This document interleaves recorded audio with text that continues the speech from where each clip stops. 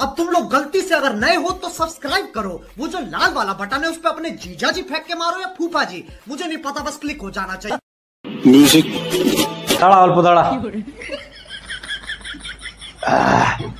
शुरू कर। তোকে পায়ে মন পাখি উড়ে যায় রে খুশিতে, পাগল এই কাজল তোর মুখের হাসিতে।